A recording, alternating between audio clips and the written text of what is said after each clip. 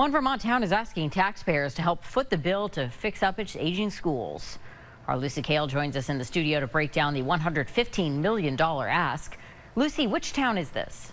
Kat, in Colchester, district officials say some of their schools were built in the 50s and 60s and are in serious need of repair. I got a tour around the middle school to see if the problems justify the added tax burden.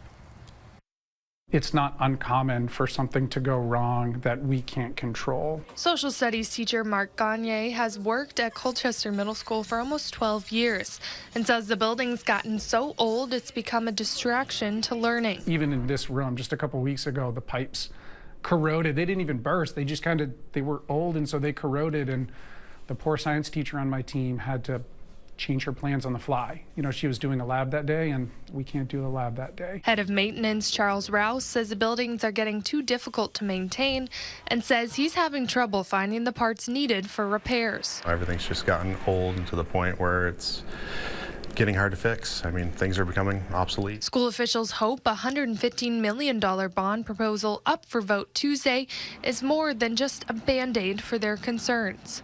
If passed, the money would address the aging infrastructure, help to improve safety and security, and optimize classrooms and other learning spaces. Each school in the district would get some benefit from the bond. Payments would begin in 2027, and the impact on taxpayers would grow over time. The school says the average home price in Colchester is $350,000. If that's the price of your home, the bond's annual cost starts at $43 and reaches $733 in 2031 before beginning to decrease. But school leaders know putting an extra load on taxpayers is a big ask, given the burden education funding already adds. How long can we wait? And when we look at some of the needs, our roofs have surpassed their useful life, our windows are failing, and it's time to invest. If we wait longer, what then will happen is the cost of these projects will just increase over time. Colchester is one of the lowest spending school districts in Chittenden County and would remain below the statewide average even if the bond goes through.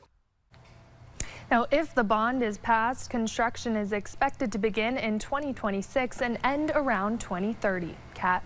Lucy Kale, thank you.